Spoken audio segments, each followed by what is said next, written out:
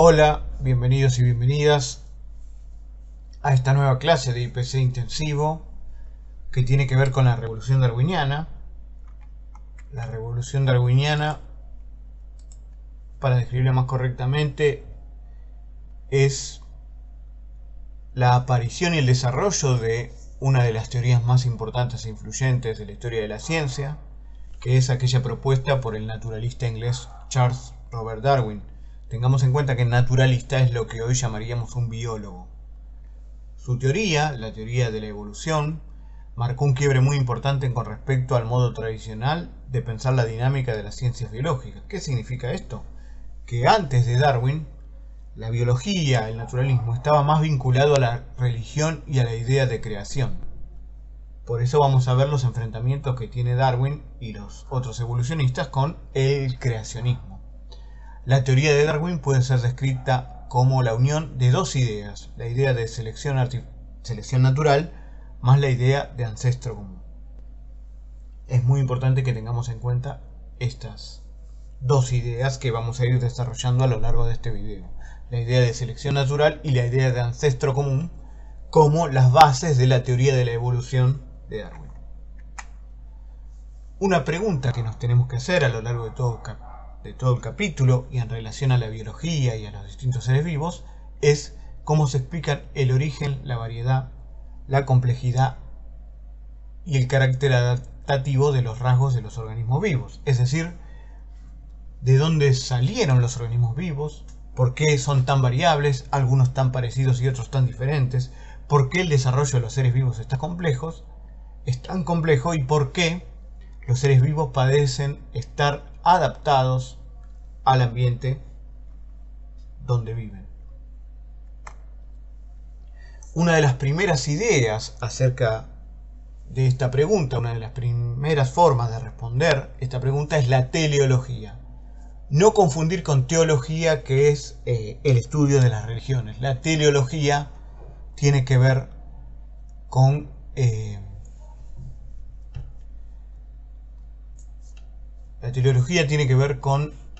la idea de que todo está diseñado con un objetivo, con un propósito, con un plan. Es decir, teleología tiene que ver con la idea de propósito, de fin último o de destino.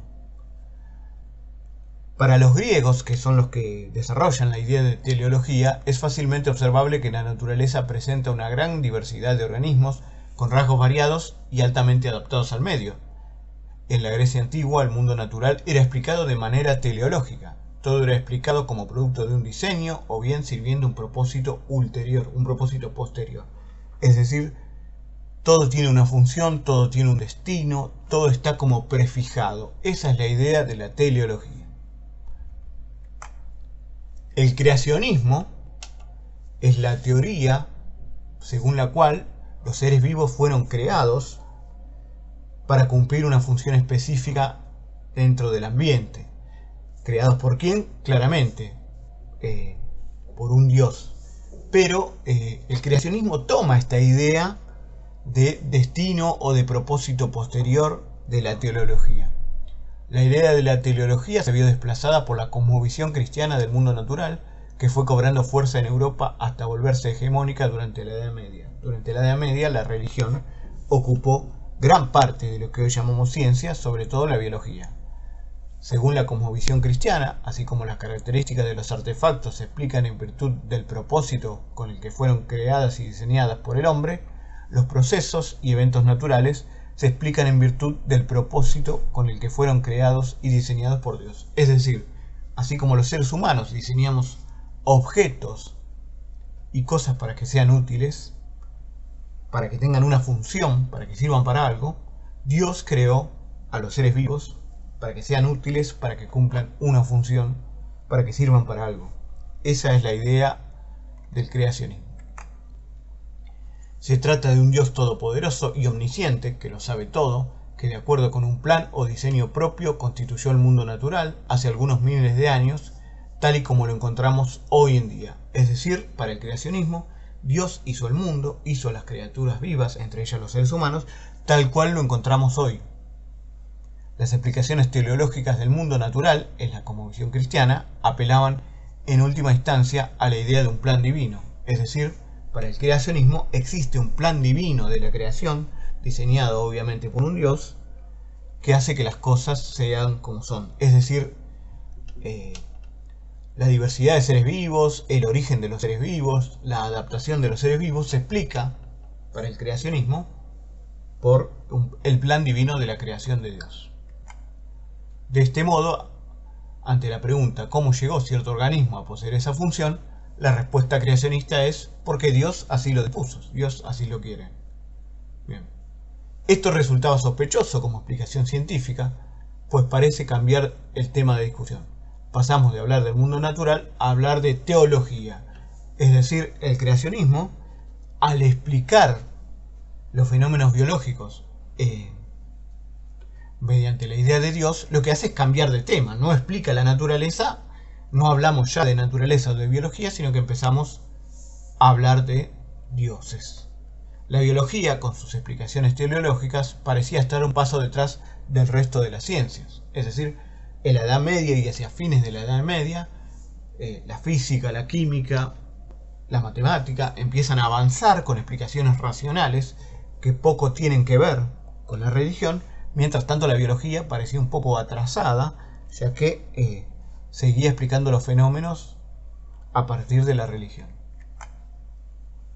Bien. Darwin rompe con esto. La teoría desarrollada por Darwin marca un punto de inflexión en este sentido. Entre otras cosas, permite explicar el origen, la variedad, la complejidad y el carácter adaptativo de los rasgos de los organismos en virtud de un conjunto de causas antecedentes, a la manera en que otras ciencias consideradas como modelo a seguir, por ejemplo la física o la química, explicaban sus respectivos objetos de estudio. Es decir, Darwin intenta copiar el modelo de la física o de la química y trasladarlo a la biología. La teoría darwiniana marca un abandono de las explicaciones meramente teleológicas del mundo natural y el comienzo de la biología como una ciencia en el sentido en que la entendemos hoy en día. Es decir, Darwin trata de abandonar la teleología, esa idea de que hay un plan divino, de que está todo prefijado, de que todo tiene un objetivo final o un propósito, y trata de darle una explicación científica, es decir, racional, a los fenómenos. Ahora vamos a ver las diferencias entre el creacionismo y el evolucionismo, sobre todo el evolucionismo darwiniano. Bien, antes de Darwin tenemos a las teorías creacionistas, que presuponen, como ya lo vimos, que hay un Dios creador que diseñó todo de acuerdo a un plan divino. Antes del creacionismo aparecieron las ideas de Linneo, que también son tomadas como base del creacionismo. Linneo clasifica a los seres vivos dando lugar a las taxonomías. Es decir, Linneo observa que hay diversidad de seres vivos, que hay complejidad en los seres vivos, pero que también hay ciertas similitudes entre los seres vivos, y dice, bueno, entonces podemos hacer una taxonomía. Una taxonomía es una clasificación. Los patrones existentes entre las distintas especies le permitieron a Linneo llevar a cabo una clasificación jerárquica que distinguía entre reinos, que estaban divididos en clases, y que estas clases podían ser divididas en géneros, familias y especies, y a la vez las especies podrían ser divididas en subespecies. ¿Es importante que se acuerden todos estos detalles? No, es importante que se acuerden que Linneo propone hacer una taxonomía, una clasificación jerárquica entre los distintos seres vivos. Bien, estas taxonomías, estas clasificaciones, según Linneo, eran la prueba de que existe un plan divino de la creación. Es decir, si nosotros podemos clasificar las especies, si podemos clasificar los reinos en órdenes, luego en especies y en subespecies, es porque existe un plan divino que hizo primero esa clasificación. Según esta idea, Dios es como un relojero que había creado una máquina perfecta, la naturaleza. Así como el relojero ordena las piezas de un reloj para que funcione perfectamente, Dios había creado, según Linneo, a la naturaleza de acuerdo a un plan divino, para que funcione perfectamente.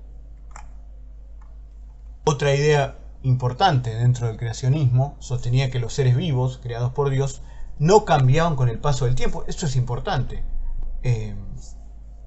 Para el creacionismo, Dios había creado las especies tal como son ahora, es decir, los primeros seres humanos habían aparecido tal cual el Homo sapiens sapiens, nuestra especie actual. Las gallinas habían sido siempre gallinas, los perros habían sido siempre perros, y esto solo tenía unos miles de años. ¿Cuál es el problema? Que en el siglo XVII, siglo XVIII, se empiezan a encontrar restos fósiles de animales o seres vivos parecidos a los actuales, pero no iguales. Es decir, animales parecidos a las aves, pero que no eran iguales. Animales parecidos a los reptiles, pero no eran iguales. Primates parecidos a los humanos, pero que no eran iguales. Piensen en los dinosaurios. ¿Cómo entraba esto en el plan divino de la creación? Si no hay dinosaurios en la actualidad, ¿cómo es posible encontrar esos fósiles? Entonces, este era un problema para el creacionismo. Cuvier es el creacionista que trata de resolver este problema. Cuvier va a sostener que las catástrofes geológicas habían exterminado totalmente las poblaciones de los continentes, posibilitando que una población totalmente nueva emerja luego del desastre. Es decir, Cuvier dice, bueno, Dios crea unas especies, pero hay un desastre natural, una catástrofe natural, que extingue esas especies y eso permite que Dios cree otras nuevas especies. Viene otra catástrofe natural, extingue esas especies y Dios crea nuevas, y eso explica la existencia de fósiles parecidos a las especies actuales pero no iguales. Es porque fueron creados por Dios, pero una catástrofe natural las extinguió y Dios tuvo que crear nuevas especies. Así se explican los fósiles según el creacionismo desde la mirada de Cuvier. Cuvier compartía con Aristóteles la idea de que los seres vivos se caracterizan por tener partes que cumplen un cierto propósito. Es decir, Cuvier sigue sosteniendo la teleología de que Dios ha creado a los seres vivos con un propósito, y cada parte de los seres vivos con un propósito. Atención, Aristóteles y los griegos no hablaban de Dios, hablaban simplemente de un propósito, de una teleología. Es el creacionismo el que toma la idea teleológica de que todo tiene un propósito para sostener la idea de que Dios ha creado a los seres vivos tal cual son ahora.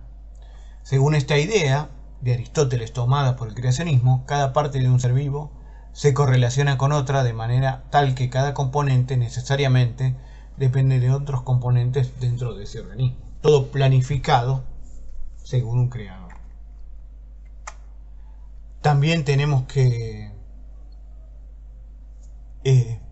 nombrar dentro del creacionismo a Richard Owen. Richard Owen fue un biólogo y paleontólogo británico del siglo XIX que rivalizó con Darwin. Owen propuso la idea de que los seres vivos comparten un arquetipo o modelo básico de estructura corporal. Owen sostiene la idea de que entre los seres vivos hay una homología, es decir, hay un parecido, y este parecido demuestra que hay un arquetipo o modelo a seguir. Este modelo se puede ver en los huesos y la anatomía de los animales, incluyendo el ser humano. Fíjense aquí un ser humano comparado con distintos animales. Hay cabeza, hay miembros superiores, hay miembros inferiores, hay una columna vertebral. Es decir, hay un arquetipo, un modelo. Owen usó su conocimiento de la anatomía comparada para establecer las similitudes y diferencias entre los animales y así descubrir el arquetipo subyacente. Esta teoría daba sustento a quienes sostenían un plan divino de la creación. Es decir, hay ciertas homologías, ciertos parecidos. Atención a la palabra homología que puede aparecer en los parciales.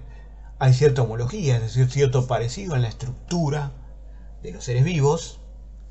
Esta homología tiene que ver con que hay un arquetipo, un modelo, y ese modelo es una prueba más del plan divino de la creación, según Owen. Hola, si querés un curso completo de esta materia, donde te expliquemos todos los temas al detalle, donde te mostremos cómo resolver ejercicios de parcial y de final, con videos explicativos, con resúmenes, con materiales actualizados, no dudes en comunicarte con nosotros.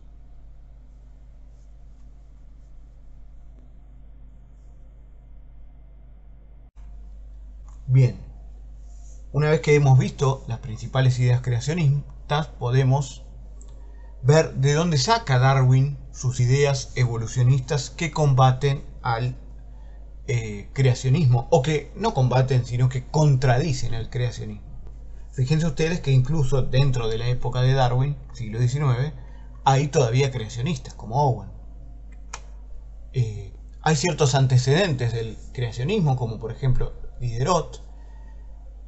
Diderot cuestionó la idea de las especies fueran constantes, es decir, cuestionó la idea de que las especies no cambian, que son iguales ahora a como fueron creadas, y defendió la idea de que el mundo natural consistía en una secuencia de transformaciones que continuamente alternaban las estructuras físicas sin ningún tipo de plan o propósito prefijado, conjeturando que la naturaleza creaba monstruos ideales. Es decir, Diderot decía que no hay especies que no cambian, todas las especies cambian, y así la naturaleza va construyendo monstruos ideales, es decir, seres que están adaptados al ambiente. Leclerc ridiculizaba la búsqueda del plan divino de la creación por parte de Linneo y sostenía que las especies debían ser lo suficientemente flexibles como para poder adaptarse a las nuevas condiciones que imponía un mundo en constante cambio. Es decir, Leclerc dice que las especies se adaptan al cambio que sufre el mundo, idea parecida, pero no igual a la de Darwin. Ninguno de los dos, sin embargo, se encargó de detallar una teoría acerca de cómo ciertas especies se transformaban para dar lugar a otras especies. Es decir, ninguno de los dos pudo establecer la idea de que las especies se adaptan al medio y cómo lo hacen, y cómo de unas especies surgen otras. De eso se iba a encargar Darwin. Pero tanto Diderot como Leclerc son antecesores de Darwin. Lamarck es otro evolucionista, digamos un evolucionista antecesor de Darwin, francés, que sostenía que los animales evolucionaban de acuerdo con una jerarquía preconcebida con dos, que va de lo más simple a lo complejo. Esta es una idea de Lamarck que es un poco teleológica, porque fíjense, incorpora la idea de Dios, pero dice que Dios va creando una jerarquía de seres vivos de lo más simple a lo complejo. Fundamentalmente, Lamarck afirmó que los rasgos adquiridos son heredables y que este mecanismo es el motor de la evolución. Es decir, que los seres vivos adquieren ciertos rasgos durante su existencia y eso lo trasladan a las nuevas generaciones. Propuso dos leyes Lamarck, la ley del uso y el desuso. De acuerdo con esta teoría, el uso o desuso de ciertos órganos provoca que estos se hipertrofien o atrofien, haciendo que el organismo adquiera un nuevo rasgo. ¿Qué significa? Si uno usa mucho una parte del cuerpo, esta parte se desarrolla, se hipertrofia, y si uno usa poco otra parte del cuerpo, esta parte se atrofia, se arruina, digamos. Y por ejemplo, aquí la foto de una jirafa con cuello corto y una jirafa con cuello largo. La que tiene cuello largo es porque se esforzó demasiado para obtener las ramas más altas de los árboles y entonces desarrolló su hueso. La segunda ley de Lamarck es la ley de la herencia. La ley de la herencia dice que ese rasgo es heredado por las nuevas generaciones y su uso o desuso genera a su vez una nueva hipertrofia o una nueva atrofia. Es decir, las especies van usando más una parte de sus organismos que otros, y ese uso hace que algunos organismos desarrollen más ciertas partes que otras, y esos desarrollos se trasladan a su vez a las nuevas generaciones, que desarrollarán unas partes y otras no y eso de nuevo será transmitido a otras nuevas generaciones. Esas serían las dos leyes de Lamarck. Ley del uso y desuso. Algunas partes se usan más que otras y por lo tanto se desarrollan más. Ley de la herencia. Esos desarrollos se transmiten a las nuevas generaciones.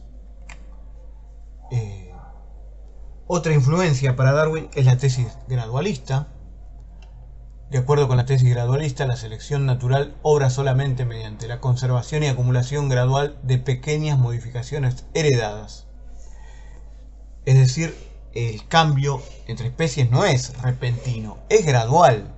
Las especies se van desarrollando de a poco. ¿Quién sostiene la tesis gradualista? Lyell. Lyell es un naturalista inglés que se opuso a las teorías geológicas catastrofistas que sostenían que el estado geológico actual de la Tierra se debía a una sucesión de catástrofes naturales ocurridas en un periodo de tiempo muy corto. Es decir, los catastrofistas, recuerden ustedes a Cuvier, sostenían que la Tierra era como es porque hay ciertas catástrofes naturales que van generando lagos, que van generando montañas, que van generando volcanes. Pero no. Lyell y el gradualismo sostienen que el desarrollo de lagos, de montañas, toma miles de años, o cientos de miles de años, o millones de años. Es un cambio muy gradual, de a poquito, y luego van apareciendo las cosas tal como las vemos. Sin dudas, estas ideas influyeron en la concepción de Darwin respecto del desarrollo de los procesos naturales. La teoría de Darwin sostiene que los procesos naturales son graduales, extendidos a lo largo de muchísimo tiempo y actuales, es decir, impulsados por los mecanismos de selección observables por el científico. Es decir, Darwin dice, así como en las montañas y los lagos van apareciendo de a poco a lo largo de miles de años, las modificaciones en las especies y las nuevas especies también van apareciendo a lo largo de mucho tiempo. Otro que influye en la idea de Darwin es Malthus. Malthus era un sacerdote y economista, o un sacerdote que intentaba hacer economía inglés, y en sus trabajos en torno al crecimiento demográfico, Malthus observó que mientras la población tiende a crecer exponencialmente, la producción de alimentos crece solo linealmente. Esto es, la población crece más rápido que la capacidad de producción de alimentos. Entonces, dice Malthus,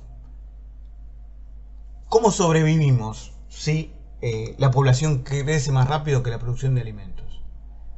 Este desfase, es decir, esta diferencia entre recursos y población, estipuló Malthus que en algún momento se produciría inevitablemente una lucha por la supervivencia relacionada con la escasez de recursos.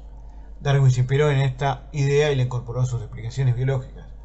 Es decir, Malthus sostenía que como la población crece mucho más rápidamente que los alimentos, en algún momento va a haber una guerra o una catástrofe que implique la lucha de los seres humanos por los recursos. Darwin toma esta idea de este economista, matemático y sacerdote inglés y la lleva a sus explicaciones biológicas. Otra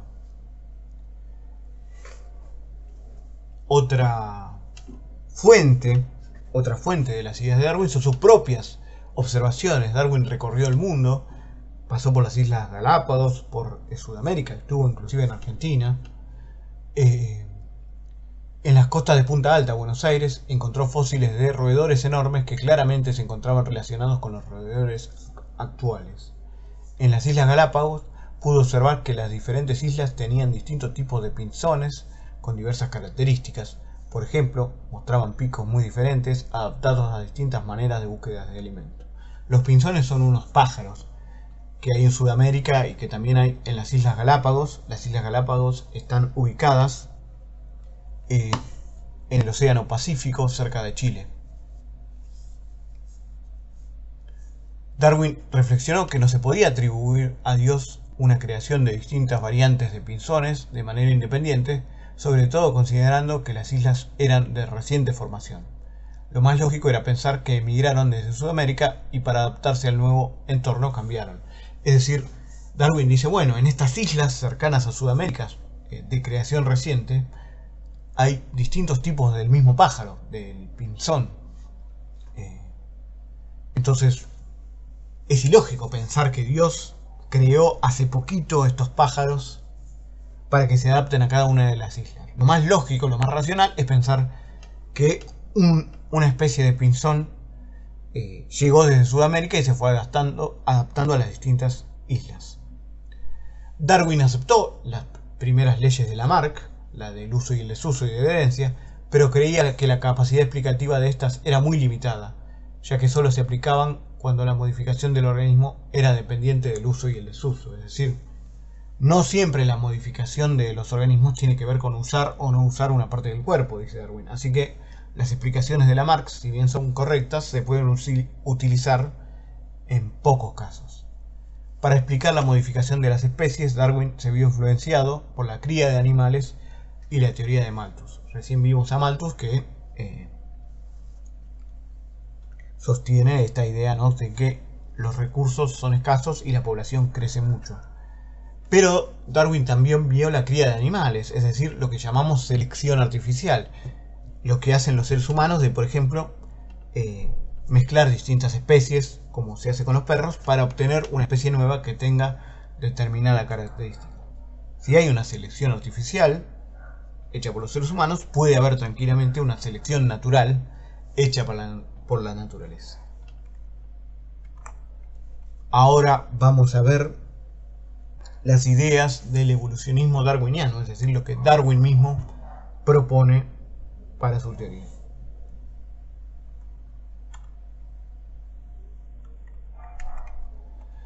Bien, el origen común o ancestro común tiene que ver con las observaciones que hizo Darwin en las Galápagos. Aquí tenemos una representación gráfica de las ideas de Darwin, como hay un ancestro de todos los pinzones que hay en las Islas Galápagos. Contra la idea vigente en su momento, según la cual las especies habían sido creadas en un único acto de creación, de manera independiente y en lugares geográficos específicos, la tesis del origen común o del ancestro común sostiene que muchas especies actuales descienden de otras especies, en muchos casos de una especie en común. Es decir, de una especie pueden aparecer distintas especies.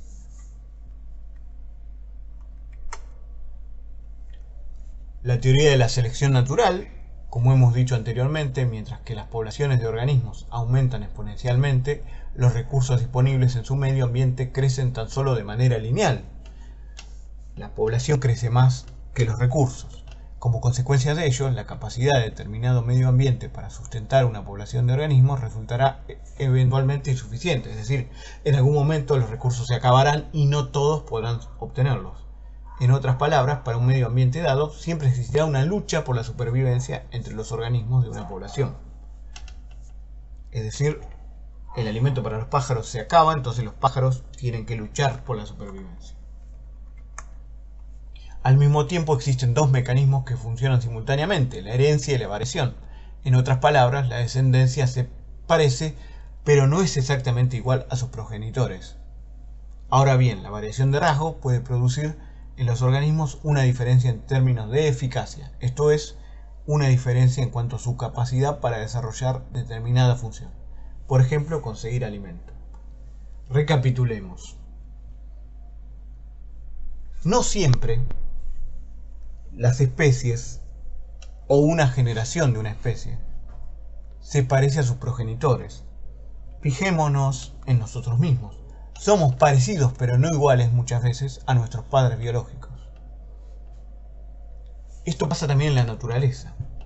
Las nuevas generaciones son parecidas pero no iguales a las antiguas generaciones. Esto es lo que se llama variación. Algunas cosas se heredan y otras cosas varían. Esa variación, esa diferencia entre nuestra generación y la anterior generación puede darnos eficacia, es decir, la capacidad de obtener mejor los recursos. Esta ganancia o pérdida de eficacia, porque a veces esa variación en la nueva generación puede hacer que sea más difícil obtener recursos. Esta ganancia o pérdida de eficacia puede volver a dicho organismo más o menos apto en relación con las condiciones de su medio.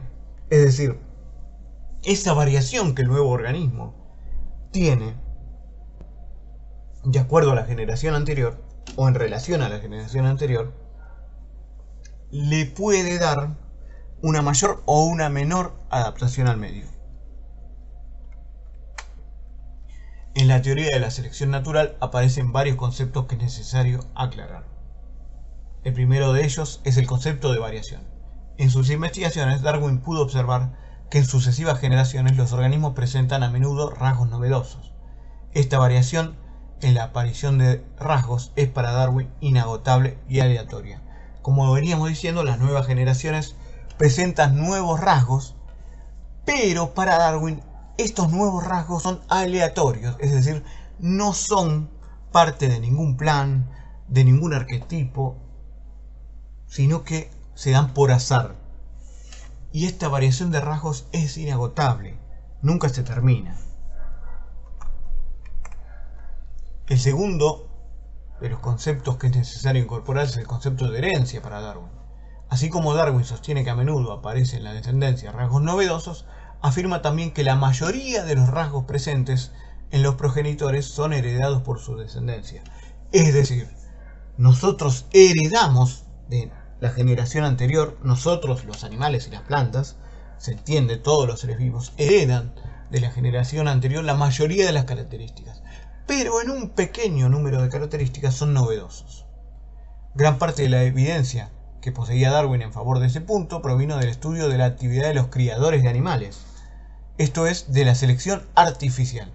Darwin observó que, seleccionando para la procreación únicamente a los individuos que poseían ciertos rasgos, los criadores podían, en solo unas pocas generaciones, generar a voluntad animales con los rasgos en cuestión. Es decir, si yo quiero tener un cachorro de perro o de gato amigable con los seres humanos, lo que tengo que hacer es juntar a un perro y una perra que sean amigables con los seres humanos. Y después de varias generaciones voy a tener cachorros amigables con los seres humanos, o cada vez más amigables.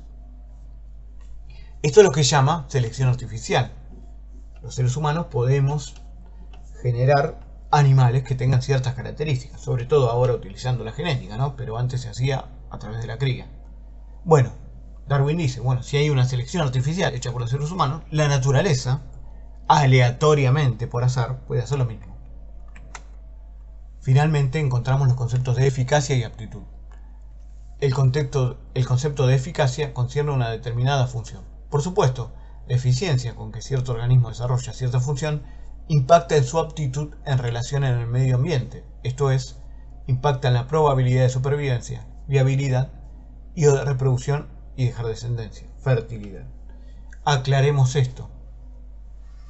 Si un organismo tiene una característica que es eficaz y que lo hace apto para un ambiente, este organismo puede sobrevivir más y por lo tanto tiene más posibilidades de tener descendencia.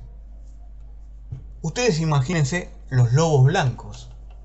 En la nieve son muy difíciles de detectar, por lo tanto tienen más oportunidades de cazar otros animales y de sobrevivir. Y si tienen más posibilidades de sobrevivir, tienen más posibilidades de tener descendencia y de transmitir esas características que le permiten sobrevivir a su descendencia. La aptitud es una noción comparativa. En primer lugar, cierto rasgo vuelve a un organismo más apto tan solo en relación con un medio ambiente particular. El mismo rasgo puede ser apto en un medio ambiente y neutro o incluso poco apto en otro. Siguiendo el ejemplo de los lobos, ser blancos para los lobos blancos le es útil, lo hace apto en la nieve. Ahora, si trasladamos ese lobo a un bosque, a una llanura, ese rasgo lo puede hacer poco apto para ese ambiente. En segundo lugar, los rasgos son más o menos aptos en comparación con los rasgos de otros organismos de la misma especie, que compiten por sus recursos. Es decir, un lobo blanco va a ser más apto en la nieve que un lobo gris. Y un lobo gris va a ser más apto en el bosque que un lobo blanco. En resumen, la teoría de la selección natural puede definirse así. Darwin propuso que la variabilidad aleatoria podía dar lugar a algunos individuos en la lucha por los recursos necesarios para la supervivencia. Así solo sobrevivían aquellos individuos que poseían los rasgos que permitieran aceptar esos recursos. Es decir, de una generación a otra hay cambios aleatorios que le pueden dar ventaja a unos individuos sobre otros para obtener recursos. Este proceso Darwin lo llama selección natural, en analogía con la selección artificial. Este proceso sería el responsable de modificar órganos y hábitos, dando lugar a la aparición de nuevas especies. Puede entenderse a la selección natural como un mecanismo capaz de perfeccionar las estructuras biológicas, adaptándola al entorno. Incesantemente, la selección natural es capaz de explicar las adaptaciones y la diversidad.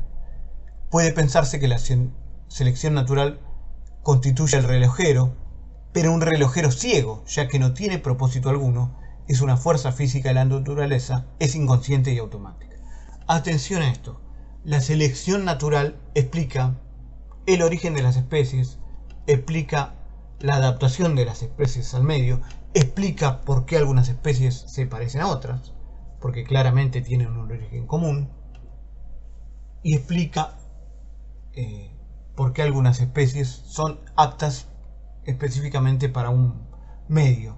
Y atención a esto, es muy importante. La selección natural no es un fenómeno consciente, no hay un relojero, como decían los creacionistas, que Dios era un relojero. En todo caso, la naturaleza, decía Darwin, es un relojero ciego, porque no tiene ningún propósito, ningún objetivo, sino que es un proceso inconsciente y automático que ocurre por sí mismo, sin ninguna voluntad que lo lleve a cabo. Por otra parte, tenemos la idea del ancestro común de Darwin, que sugiere que todos los seres vivos tienen un antepasado en común que vivió en el pasado. Esta idea se basa en la teoría de la evolución, que explica cómo las especies cambian y se adaptan a lo largo del tiempo a través de la selección natural. La hipótesis del ancestro común ha sido ampliamente aceptada por la comunidad científica y ha sido respaldada por numerosas pruebas y evidencias. Es decir, cuando dos especies se parecen entre sí, no significa que son parte de un plan divino o que vienen del mismo arquetipo, como decían los creacionistas, sino cuando dos especies se parecen entre sí, como los simios y los humanos, significa que tienen un ancestro común. Los perros, los lobos, los coyotes tienen un ancestro común. Los gatos, los tigres, los pumas tienen un ancestro común. Y humanos, gatos, perros, tenemos un ancestro común. Por eso tenemos patas delanteras o brazos, por eso tenemos cabeza, por eso tenemos patas traseras o piernas. No es por un arquetipo, por un plan que se dan estas homologías, sino que es por la idea de un ancestro común. Hasta aquí el video de hoy, tratando de explicar el evolucionismo darwiniano y sus diferencias con el creacionismo y la idea de teleología.